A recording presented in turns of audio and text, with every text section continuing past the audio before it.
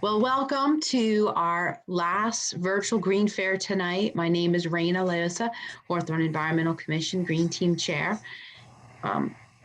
These are our programs that we have done since February.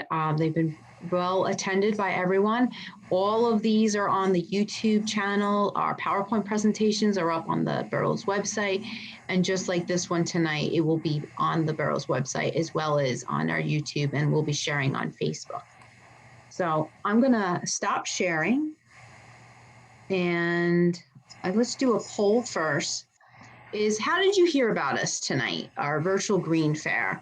So if you could just let me know, how'd you hear about us? Facebook, Nexel, Tap into Hawthorne, Gazette, the Borough of Hawthorne's website, Channel 7728, or other that you found other means that you found out about us. Oh, right. Tonight's program.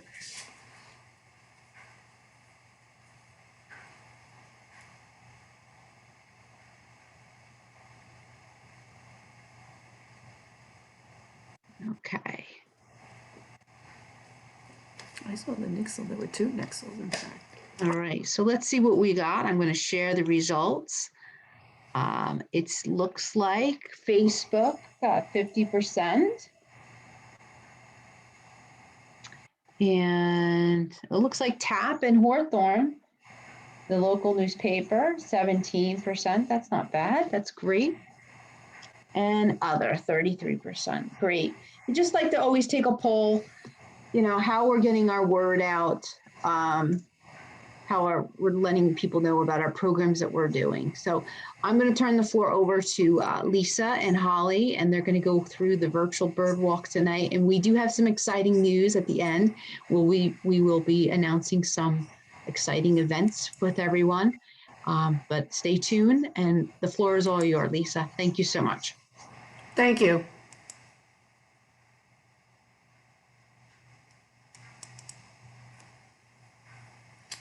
So good evening, everyone. I'm Lisa, and this is Holly. And Holly, you will know Holly from her bird pictures that she posted on Facebook, and you've probably seen her in the park with her humongous camera. My Zoom.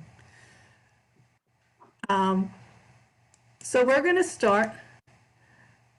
Just some quick facts about birding. Birding isn't for nerds anymore. There's an estimated 47 million birders in the world.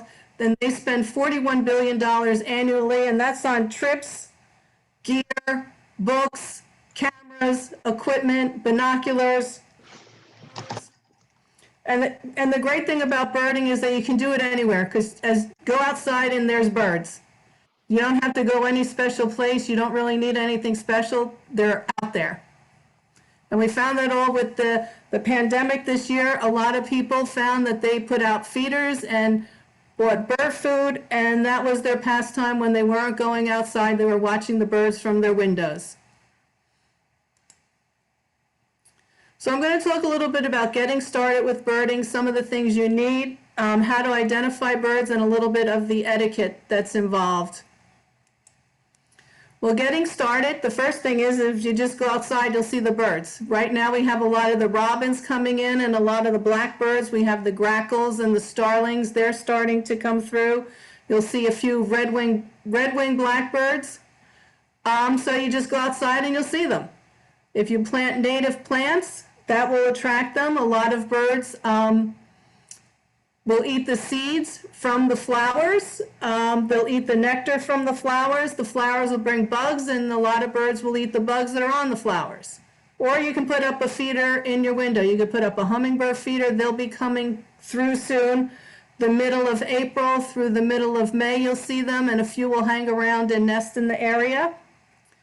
But any kind of seed feeder you can put out, and that'll attract the birds too. So you could really have the birds come to you. You don't even have to go outside to get them.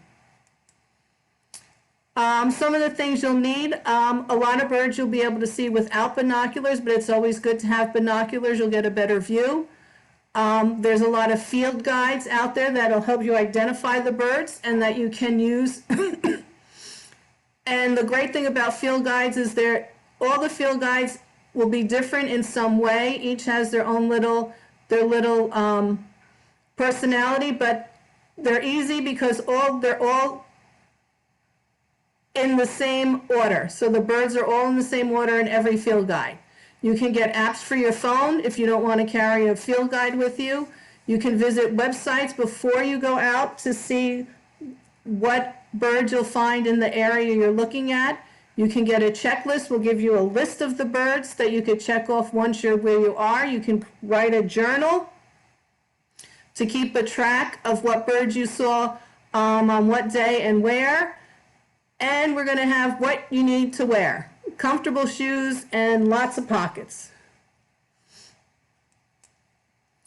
So binoculars you could find, a nice pair of binoculars you can find they range from $200 to $2,000 and you could get a nice pair for about $250, $300 is probably the Nikon Monarch is what Holly and I use, and they're pretty middle of the road, very easy and lightweight to carry around. Then, like I said, there's the different field guides and flashcards. Again, they're all the same. The birds are all listed in the same order. And they'll give you the identification markers. They'll give you a colored map of where the birds are at what time of the season. So that'll help you identify the birds, and it'll give you little measurements and things. The different apps you can use, there's the Merlin Bird ID, and these are very simple to use. They'll ask you where you are. They'll ask you the size of the bird, some of the prominent colors of the bird. They'll even show silhouettes that you can choose from to help you pick and identify the bird. And again, there's different websites, like I said, that will show you what birds are in the area, what bird, tell you where areas are good to go to. If you're traveling and you want to stop on your way, these are great resources to figure out where you want to go. And then when you're identifying a bird, there's the four key elements is the habitat where you're looking for the bird, where you're at, what bird you see, the shape of the bird, the size of the bird, and the field marks. What birders like to do is if somebody is describing a bird to them, the first question will always be, is it bigger or smaller than a robin? And then that helps us gauge what kind of bird you've seen. And etiquette. Etiquette is you want to keep your distance and not disturb birds, especially in the spring season. Now you're going to have a lot of birds coming in marking their territory. The males come first, marking their territory for the females, so that then when the females arrive, they will build a nest and lay their eggs. So you want to keep your distance so as not to disturb that. You don't want to trespass on people's property or go into places where you shouldn't be, and always to stay quiet, because the quieter you are, the more birds you're going to see. Am I talking fast? Mm-hmm. So we did not need a website to figure out where we were going birding tonight, and so we're going just down the road from us to the Goffle Brook Park. These pictures are of the Van Winkle Pond or Arnold Pond. People call it different, but it's the same pond. So we're here and we're looking at the pond, and when you're at the pond, there's water. So we're going to be able to see great blue herons, the double-crested cormorant. Because of the water and the fish, you're going to see a lot of the water birds that eat fish that'll be here. Plus you're going to see then we have all our different ducks. Here we have our male and female pair of mallards. We have the male and female pair of the hooded mergansers. Oops. And of course, we have the ever popular Canada goose, which will be here. And it's a Canada goose, not a Canadian goose. I know that they do travel to and from Canada, but they are named after a gentleman named James Canada, not Canada, the country. And not only will you see the birds, but we also have a lot of turtles in the ponds, like our friend the red-eared slider here. And then some other birds you'll see around. We'll have the belted kingfisher, again, with that pointed bill. He's a fish eater, and a lot of times you will hear him before you see him if you're down by the pond. And then you have the little killdeer who you'll see scurrying along the banks of the pond, or even down the whole brook, or just scurrying through the fields.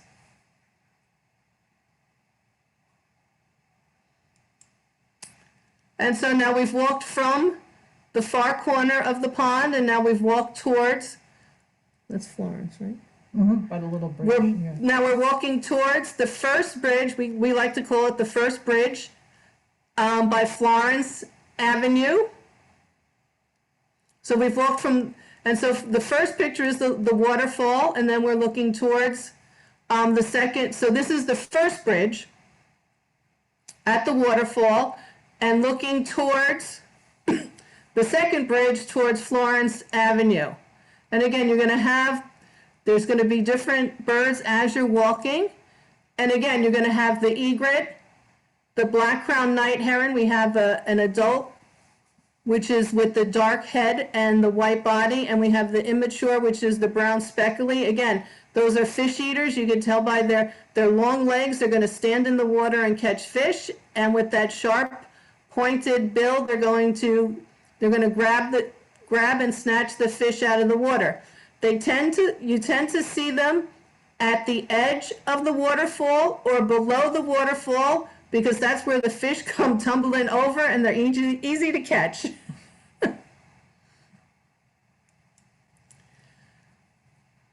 And then now that we have the grassy area, we have some trees, and there's some bushes and things. We're going to start seeing other birds like the American goldfinch. You'll see them.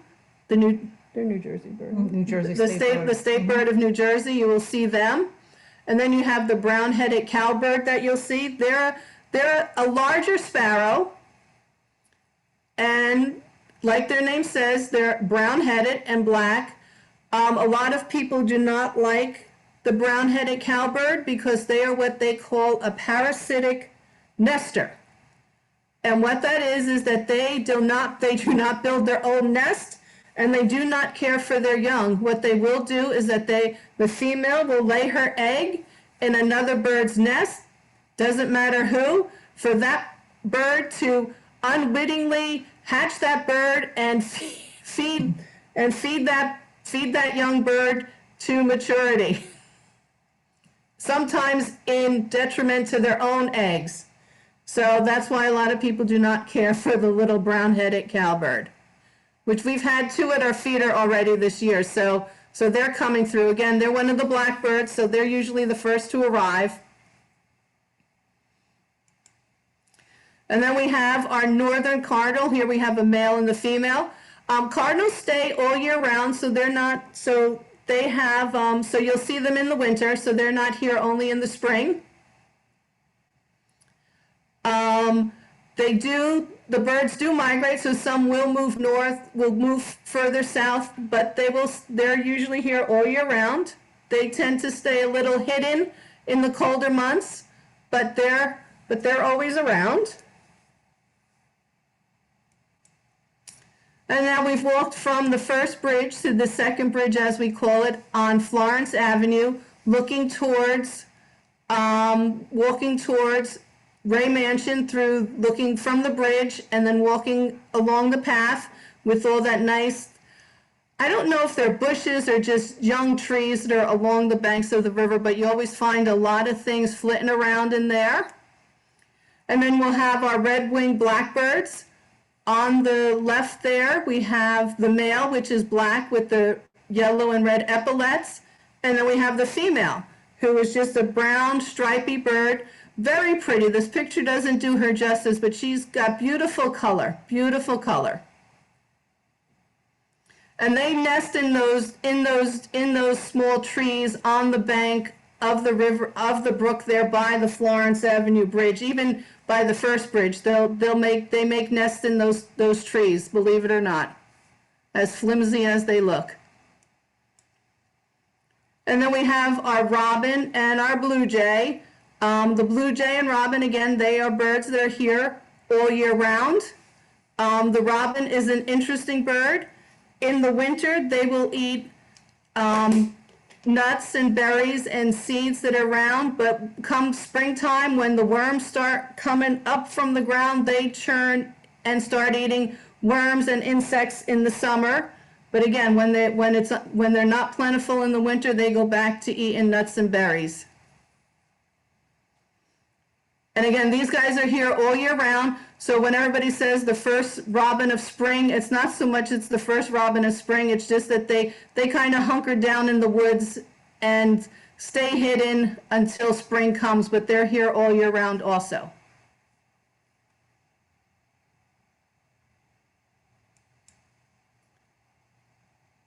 And then and then we have our house finch. Again, they're a little, they're nice birds to see. They're not here in the winter, are they? Sure. So we have the male. He looks like his head was dunked in some red nail polish. And you have the female, again, just a brown little stripy. And then we have the funny little black-capped chickadee, who you'll start seeing hopping around and chirping. And then you'll see these guys are all both very seed eaters. The chickadee, that small little bill, she or he will eat tinier seeds. And then you have the house finches that will eat a larger seed with a thicker shell, because they have that thick bill that they're sporting over there. So now we've walked past the bridge, and we're heading down the path towards the Ray Mansion. And then we're going to cross Ray Avenue and be behind the mansion and behind the ball fields. And that picture in the lower right, that's the picture of the back of the Ray Mansion there. And then it's usually in this area that we will see our hawks flying overhead. A little more open, taller trees in the area, so we'll see them flying.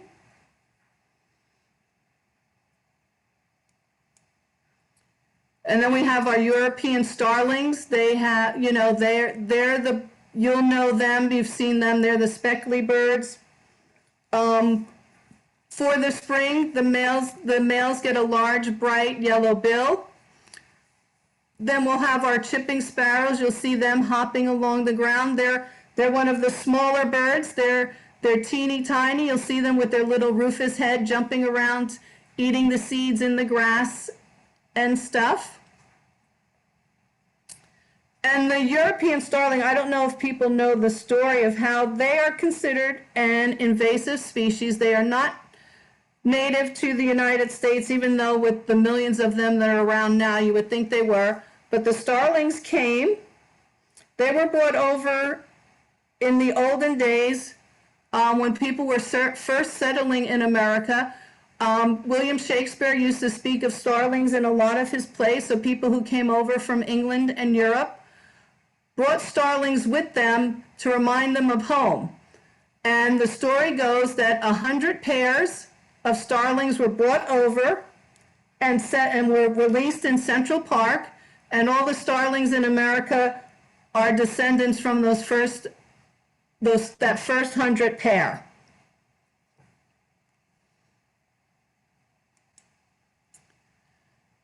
And then now we're coming to a lot of the spring birds. We have our little palm warbler. He's one of the first warblers that'll be coming through, and he should be here. Today is the 6th. He should be coming in probably a week or two. He'll start coming. Again, a little bird. He will be hopping around on the ground or in those little bushes or trees on the edge of the bank of the brook there. He'll have a little rufous cap, and he has a yellowish body. Then we'll also have the little brown creeper. You'll see him climbing up and down the bark, the trunks of trees, looking for insects underneath the bark that are starting to emerge and wake up from their hibernation in the winter.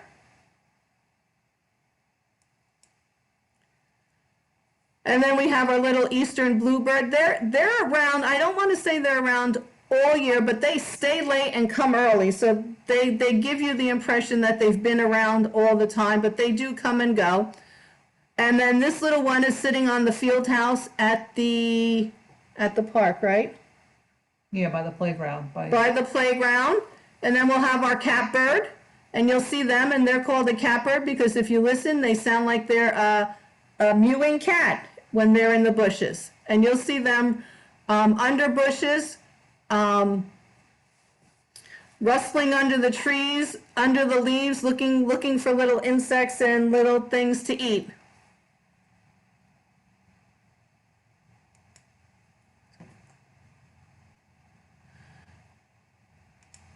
Sorry about that. And like I said, so now we were behind the Ray Mansion, and now we're continuing to walk to the playground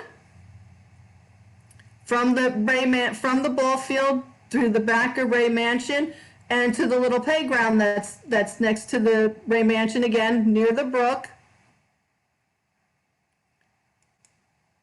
And along the brook, you're going to see there's a family of groundhogs that have their dens. You'll see them on the other bank. You'll see them on the other bank of the brook. There's a family that has a mother who has raised her young for years and years over there. And in fact, we saw her tonight while we were walking, cleaning out her den. You'll see chipmunks are running amok along the banks of the river there behind the Ray Mansion. And now as I'm talking and pointing out these areas, now these birds and animals, they're not just, behind the Ray Mansion. You'll find them anywhere from the length of park that we have been walking. So I don't want you to think that you're only going to see them in the one spot. They're all, you can spot these birds all throughout the whole park.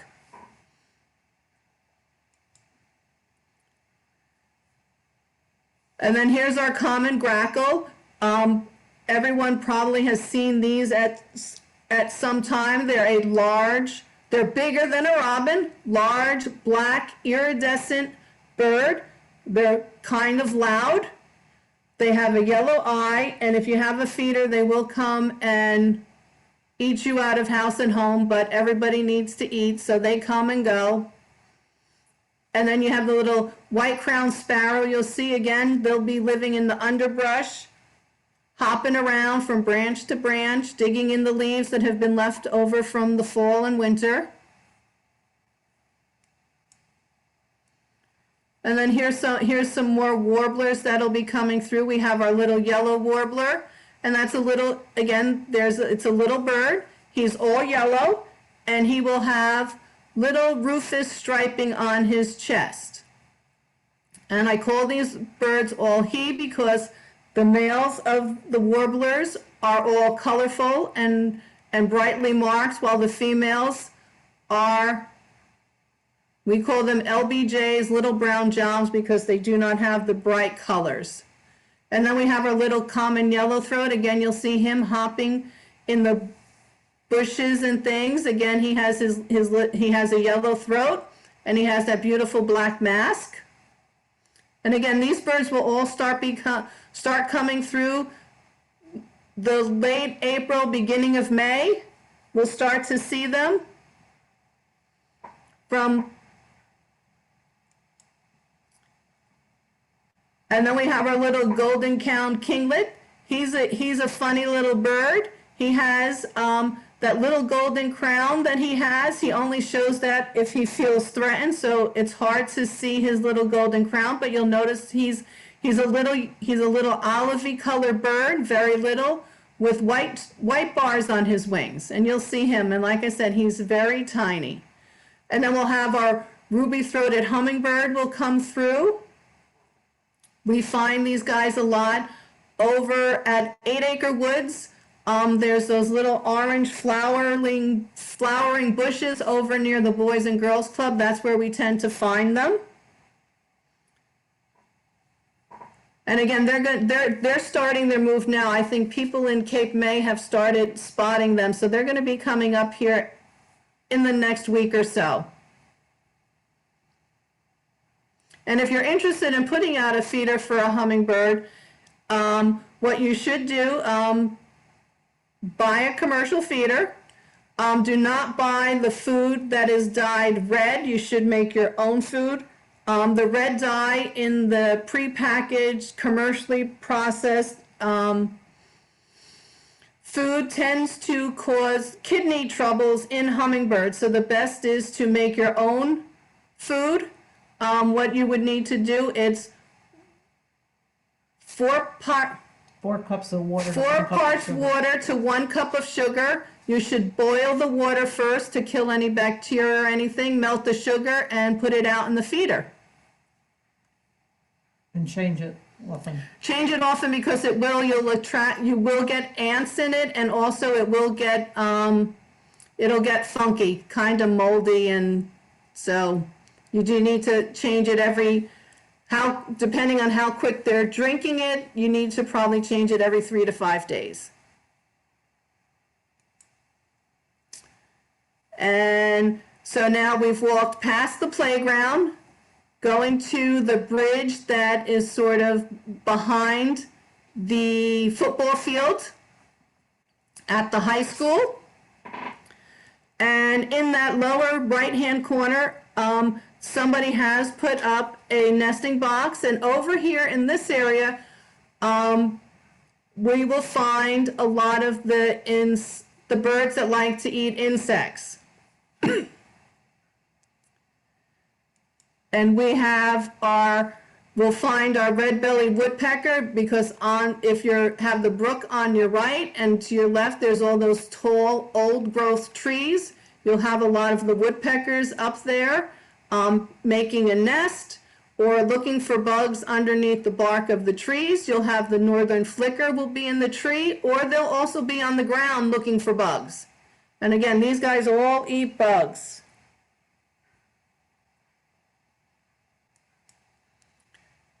And then we have our little Carolina wren, which again, you'll probably hear their little beautiful voice before you see them.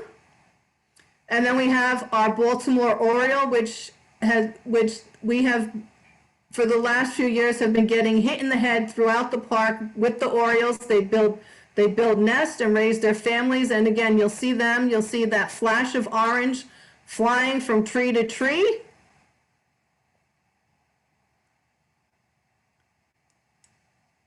And then we have our little swallows. We have our barn swallow. Again, they eat the bugs, and they eat what in the expression is called on the fly, because they will be flying around and they will snatch the bugs out of the air and eat them. Now, we were walking in the park this evening and there's a lot of gnats flying around. So as soon as these guys show up, they're going to have a bounty of bugs to eat, and you won't see people walking and swatting their faces. And again, they'll make their nest out of mud, and this nest was made under the Ray Avenue, No, the Diamond the Bridge. Diamond Bridge underpass. So under the piece that goes under Diamond Bridge, they built it in the rafters of the bridge there. And you'll notice these guys, they'll have an iridescent blue back with a rufous to a light beige belly. And then we have our tree swallows. Again, they're eating insects on the fly, and you'll see them flying and darting through the air. They don't stop. The male, it has a white belly and has an iridescent blue back, almost like a teal color. And then you have the female. Again, she's just a drab brown, but you'll notice her because they do have the same shape. And they're over by the high school a lot, on the wire, at the nesting box flying around. You'll see them.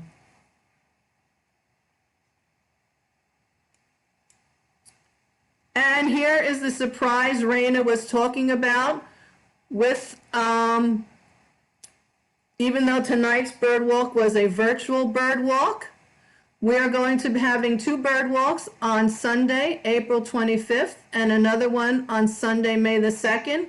At 8:30, we're going to meet at the Ray Mansion lot. We ask that you wear a mask, we're going to social distance, and we're going to limit it to 50 participants. So mark your calendars for that. And I thank you for listening to me. And does anybody have any questions? Yes, Lisa, there's actually in the chat. Oh, I did not see that. That's okay. Teresa, do you want me to read the question, or do you want to read it? I'll It's up look to at you. it. Okay, do you have any tips for keeping a bird feeder away from birds and squirrels? Even my bird bath has been taken over as by a deer. Unfortunately, if you are experiencing bears in your yard, you should take the feeders down. Unfortunately, there's nothing you can do to prevent the bears. Even if you put them higher up and take them off the ground and put them on your deck, the bears will find them. So it is recommended that if you do have bears, you should take the feeders down. As far as squirrels and deers, people will buy all different things to try and keep the squirrels and they have squirrel-proof feeders and deers. I am from the school that everybody's got to eat and drink, so I don't do anything to prevent them sharing the bird food. And there's another question. And then a decent low-price pair of binoculars. Again, I recommend, again, they're about $250 to $300. They're the Nikon Monarch. Nikon makes it great. But if you go on the Audubon, the National Audubon website, they do have a whole area dedicated to rating binoculars and can probably give you a better idea of something cheaper. Again, I have the Nikon Monarch, and that's about between $250 and $300. Do birds reuse their nest? Well, the same pair may not reuse the nest, but a lazy one may use somebody else's nest from last year. But it's not always the case. A lot of times birds are a nest is only used once. The only bird that I can say with any certainty that reuses their nest is a bald eagle.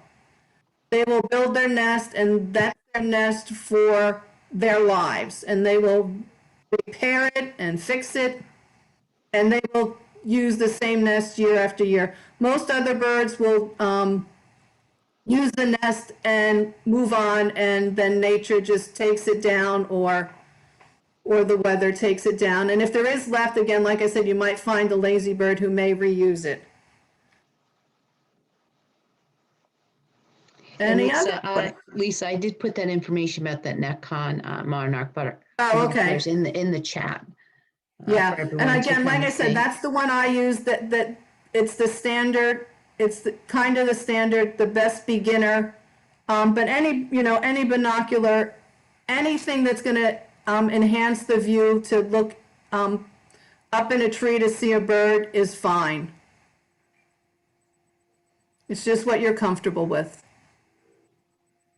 Any other questions? Carol? Yeah.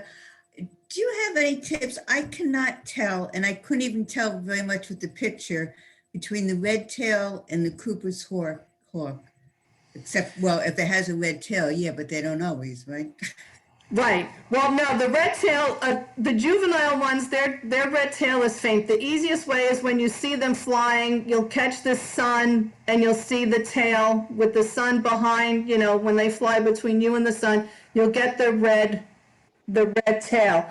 But if they're sitting in the tree, they describe for a mature red tail, they have what they call a belly band. And what that is a chest across their belly. They do have some streaking of brown in their white chest.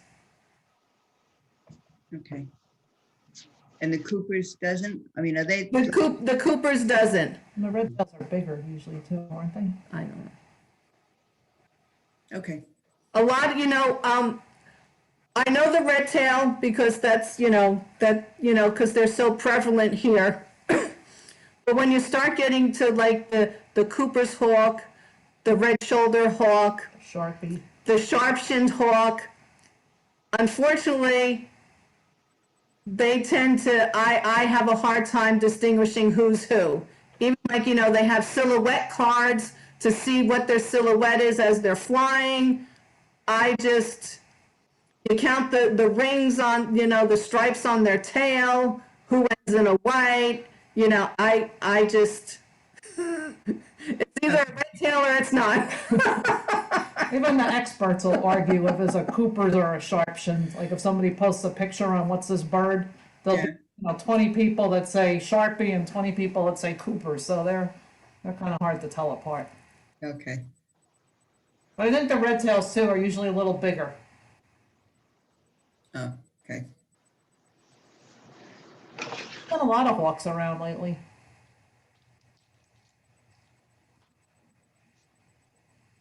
Any other questions?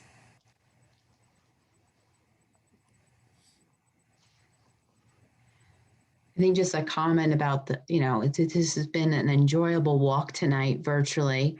I do want to repeat again, we are going to do the bird walks. We're going to do it safely with mask, social distancing.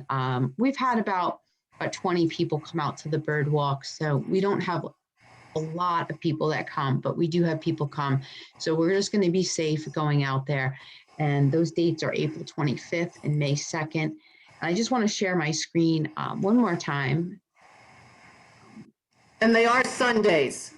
Yes, they are Sundays at 8:30. Just want to thank you all for helping make Hawthorne a greener, a better place to live and work. And as I said, the Zoom links will be on the website, the Burroughs website, as well as our Facebook page. And I just want to do a second polling, and it's really just for us to kind of gauge what was your thoughts about the program. So I'm going to launch it.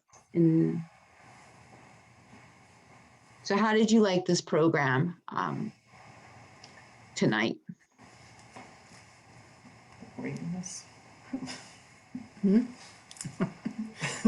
But we had 14 people, that was good. Okay. Well, I appreciate everyone coming out tonight. I'm just gonna not share that piece, and I'll put back on my video. But I just want to thank everyone for coming out. This is actually our last program of our Green Fair virtual lectures. Hopefully everyone enjoyed this one. We've spaced them out every Tuesday. We're going to be reevaluating, next steps on other programs. But if you do have any programs that you're interested in, please, you can message us on the Hawthorne Environmental Commission Green Team Facebook page, or you can send an email to the Burroughs website, and they'll reach out to us. But we are available if you have any thoughts and programs for going forward. But we will hopefully see some of you guys on the actual in-person bird walks the end of the month on Sunday. So thank you, Lisa and Holly, for a great program. Great. As always. Thank you. Thank you for Thank you. joining us. Bye-bye.